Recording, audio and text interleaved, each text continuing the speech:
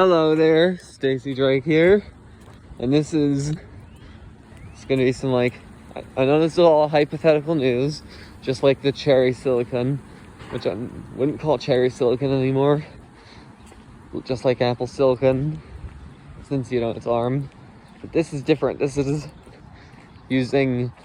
my hypothetical idea for a processor rebrand from Intel, codenamed Whitney Lake. And named after Whitney Houston, it is a hybrid processor using I wouldn't call it a big little anymore. I would call it dynamic, because that's what people are always living in the past with this big little thing, when it's really, today it's called dynamic with a Q. So Whitney Lake will house up to 12 big cores and 10 small cores, making up the 22 cores that the E5 2699 V4 has.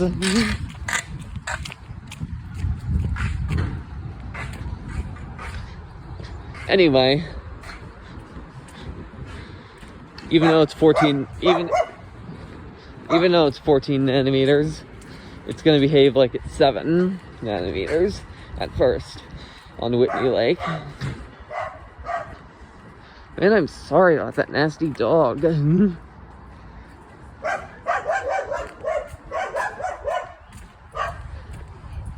Please don't be bothering me. Please don't be following me.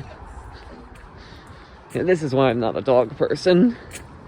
And at Whitney Lake, will reach speeds, base clocks up to 5.3 gigahertz for lower core counts. Have several models based on the power and the amount of big and little cores it has.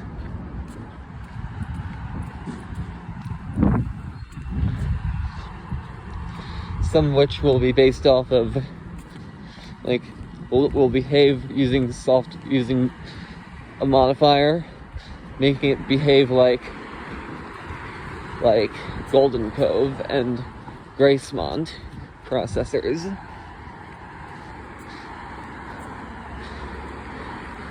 So here we are, walking into Mineola, New York.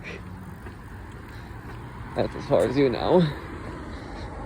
I'm going to talk to you about how the higher base clocks are what's going to matter.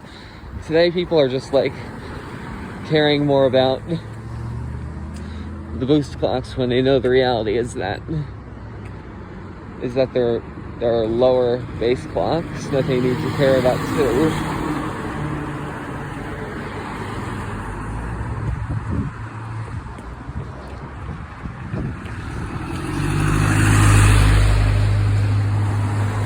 For example, Ice Lake U. People are not realizing that the base clocks are way too low compared to the boost clocks, which are high. But the base clocks in Whitney Lake are going to be much higher, especially for the desktop SKUs. It will use the LGA 2011-3 socket. It will never use any Haswell CPUs because of the limited amount of cores and how much harder it would be to convert it to 7 nanometer. The one good thing though about Whitney Lake is the fact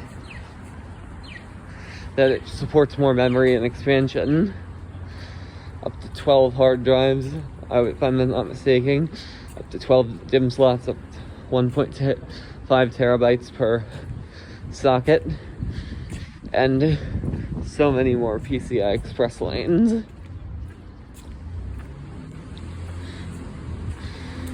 Part of the main deal why this is going to be great is that modifiers on the motherboard are going to, chips that modify everything, are going to be there to make it work like a present day computer.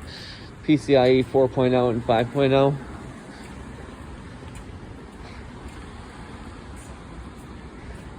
But unfortunately, I can't make it DDR5 memory though just yet. because the board still support DDR4. Maybe it could be DDR5 if the board somehow got the memory in the same size slot. I think DDR5 could be a good chance it would exist, but I don't know. On this platform, Whitney Lake, you're probably wondering, refreshes. Well, there's going to be a refresh using the LGA 3647 socket called Atom Lake, named after Adam Lambert. It is a successor to Whitney Lake. There will be future people named after, that these processors will be named after, like Selena Lake, Justin Lake, and yes, it's going to alternate between males and females names for celebrities. So if I don't change my mind on this, which hopefully I won't, Whitney Lake is going to be a big thing, better than Alder Lake. And this idea I came up with right before AMD announced their Ryzen 8000 idea. It's just going to be great.